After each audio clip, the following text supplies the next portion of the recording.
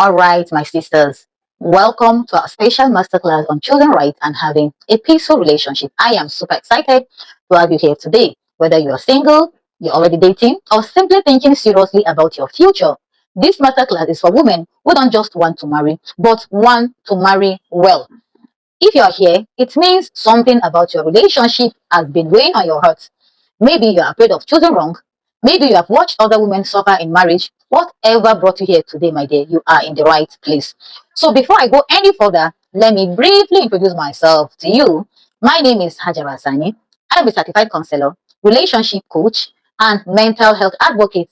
I'm also the founder of Deep Healing Counseling and Coaching, and I am a wife and a mother of four beautiful kids. But beyond the titles, I'm someone who has seen up close what the wrong marital choice can do to a woman's life. Through my work and through personal experiences, I've learned that marriage can either become a woman's safest place or a quietest source of pain. And that brings me to something very important I want to say to you today. Let me start with this truth that many women only come to understand after marriage when it is mostly too late. You see, choosing who you marry is not a romantic decision you just make. It is a lifetime decision. And for a woman, it is one of the most important decisions she will ever make in life. The man you choose will either multiply your peace or slowly drain it for you. One of these two must happen. Your marriage will either take away your peace of mind or it will multiply your peace, make you very happy. Your man, your husband will affect your mental health, your confidence, your finances, your ability to enjoy life, and even the future of your unborn children depends on this single decision. So you see, the single decision of who you marry can affect the quality of your life and even the success of your life. I have seen women who were full of life before marriage, women who were smart, sharp, hopeful, ambitious. They become quiet and emotionally drained, not because they were weak, but because they chose a man who was wrong for them. They lose themselves and become a shadow of their former self. And the painful part is that most of the signs were there from the beginning, but they were either ignored, trivialized, or explained away in the name of love, patience, or even prayers. As women, we do not get to make such decisions anyhow and expect to walk away untouched. Because when the marriage goes wrong, we are usually the ones who pay the highest price emotionally, physically, and even sometimes with our own health. No woman has the liberty to marry more than one man, but men have the liberty, they have the advantage of polygamy. Some men, even where they have some challenges, or even when there are no challenges at all, simply because they want to, they can decide to add more wives, while women are stuck with the decisions we make. In fact, some women are forced to endure terrible marital situations for many various reasons that it becomes so difficult to just live, especially where kids are already involved. I remember in the past, one woman first told me, she said, she once said to me, if I had known then what I know now, I would have slowed down and I would not have ignored the signs and rushed into marriage. I honestly thought love can fix everything, but that is not the case today. I remember her vividly because her case was especially very sad. And that is one of the reasons why choosing right is not just optional. It is very important. It is not about perfection. It is about safety. It is about stability, alignment, and emotional maturity. A lot of women are mostly at the receiving end after marriage. Their options are limited. In fact, let me tell you a story. I just remember that now. There was a woman I once spoke with. Let's call her Sadia. She was kind, beautiful, intelligent, and very caring. She had a bright future ahead of her. Everyone said she was lucky to have found a man who has a good job, was handsome, charming, and well respected. He was known to be from a good background. To Sadia, he felt like a dream come true, like a prayer point finally answered. She thought nights of sleepless nights had finally paid off. But early in their relationship, there were small things. He dismissed her feelings. He took her for granted, but in a very gentle way, just like narcissists do. He never really took responsibility for his actions. He always made her feel like she was asking for too much. Nothing dramatic per se, but it was there, gently there. But because he was handsome and she actually thought, a lot of people were even happy for her, she overlooked it because basically, for some, even when she complains, they don't really see what she sees. Nothing so obvious. Just small discomfort, she kept pushing aside because she didn't want to overthink it. When a lot of people already thought she was lucky to have him, she eventually married him. A few years later, Sadia was no longer herself. She doubted her own thoughts. She was usually very smart, but now she second-guessed her every decisions. She was constantly anxious. Her dreams were put on hold. Her voice was shrinking and her body started reacting to the stress she was living in every day. But what broke her was not one big dramatic event. No, it was the daily emotional abuse, the emotional neglect, the lack of partnership, the loneliness inside the marriage. He cut her off from her friends and family in the name of caring for her. He made most of her he made decisions without even consulting her. He was also too possessive and insecure. She was dying slowly inside. She later realized she was married to a narcissist. So sad. She was constantly on her toes around him because anything could easily trigger him. She felt happier when he was not home. Even the child she had was happier when the father was not home. One day, she finally asked herself, how did I get here? I used to be smart, beautiful, and I had a bright future ahead of me. The answer was painful but very clear. She didn't choose wrong because she was foolish. No, she chose wrong because she didn't know what to look for, what to question, and what to walk away from early. And this is how many women end up in situations like this. They know they don't want to suffer. They know who wants to suffer after all. They know they want a peaceful, loving marriage, but they don't know how to choose wisely beyond the feelings, beyond the attraction and hope. Some of us women easily get carried away by appearances, thinking that because a man looks decent, religious, or well put together, he must be kind and or emotionally healthy. My dear, it doesn't work like that. Not everybody you see is mentally balanced, honestly. A lot of things, people hide them until after marriage. If you don't look closely, you cannot even see it, especially when you are already in love. One woman told me in the past, she said, everyone said he was a good man, but only I knew how unsafe I feel around him. You know, there are cases of men that look very perfect outside. Even when their wives are complaining about them, you will not believe this is the same man. And that is the issue. Nobody teaches women how to properly assess a man for marriage. Nobody teaches you how to distinguish potential from patterns. Nobody teaches you how to identify red flags that don't actually look red yet. You know, those kind of yellow flags. We were taught how to plan weddings, how to look beautiful, not how to choose wisely. In fact, a woman I know personally, she told me that she married her second husband because everyone said he was good, he was okay. She did not want to rush into marriage, especially after how her own first marriage ended. It's how the first marriage dealt with her.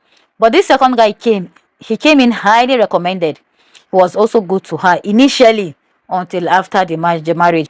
When she started seeing his real self, at first she wanted to continue to manage because she did not want to be tagged a loser twice in marriage. She was enduring until it got to a point that she got to her breaking point, because the more she managed, the more he continued to deal with her emotionally.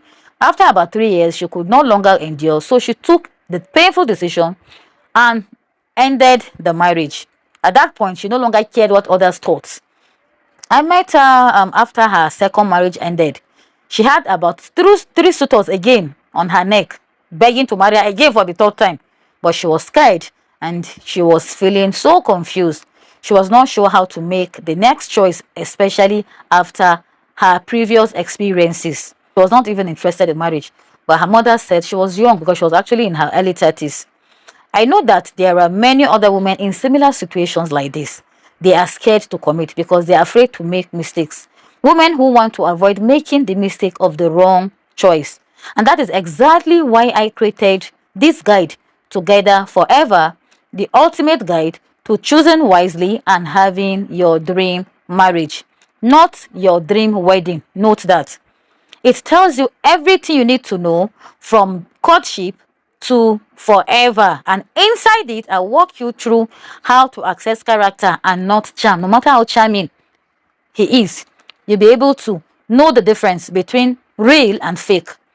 You will learn how to recognize emotional dangers early. You will learn how to know if love is safe or just intense. You know, those that will be bombarding you with love, you'll be feeling very loved and cherished until when it is too late, when your eyes will open. You learn how to choose someone who can build with you and not break you. How to detect even the most subtle hidden trait of a narcissist early. You learn how to set the right foundation for a marriage that brings you peace and not endurance, not survival mode. You will learn how to avoid the mistakes that most married couples make. You will learn so much. You learn how to choose a man that will give you peace, a man that will protect you, a man that will be your partner, not make you feel like shit, like rubbish in your own marriage. In fact, a woman once said to me, she said, "Thank you so much, ma, for this guide, because honestly, I saw things clearly for the first time and it saved me from a decision I would have regretted for life." She learned so much. There are too many women suffering in silence, all in the name of marriage. But that does not have to be your story. So whether you are single, dating, or engaged, this guide helps you to see clearly with your eyes widely open, without fear, without denial, and without any confusion. It gives you clarity. Because the goal is not just to marry. Nah. The goal is to marry once and to marry well. And even if choosing right can save you years of pain, years of regrets, and years of healing, then it is a decision you must not rush into. Everything we have talked about so far points to one simple fact. But before we explore that, let's just take a moment to gather what you have actually learned so far, so none of this slips away from your memory. Today, you learned that choosing a husband is not a romantic decision you just make anyhow. It is a decision with consequences. Love alone does not protect a woman. Discernment does. When you know what to do, what to look for, that is what protects you.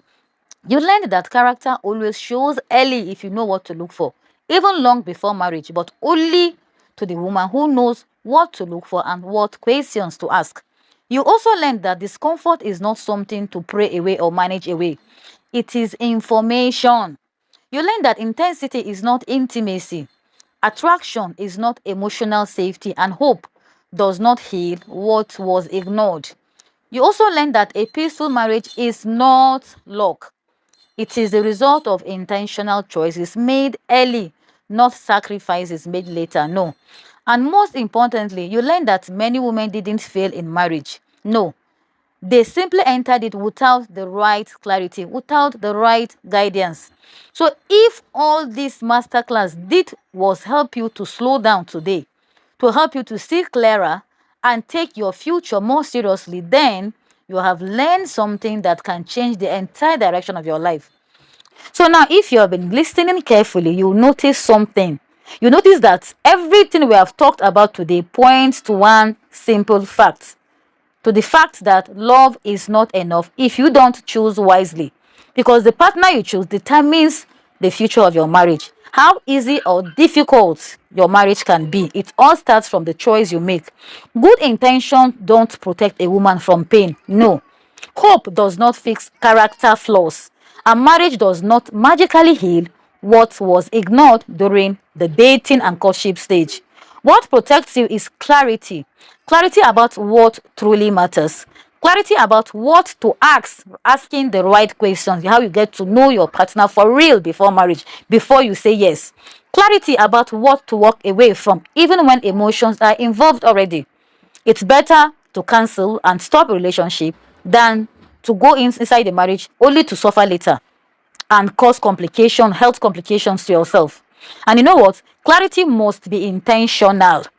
You cannot afford to enter marriage guessing, assuming, or hoping things will just change by itself.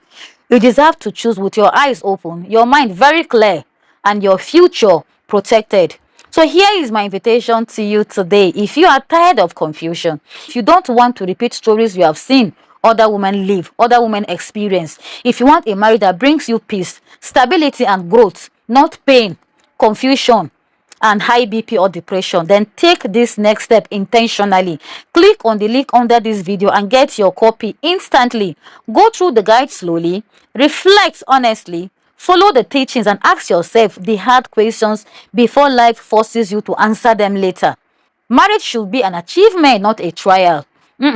A lot of people are enjoying marriage, those that chose right, and you can also choose right. So marriage should be an achievement, not to be endured. It should expand you, not shrink you, not clip your wings, not get you depression. Marriage should feel like partnership, not endurance, not slavery. And while no one can choose for you, you now have the wisdom to choose better.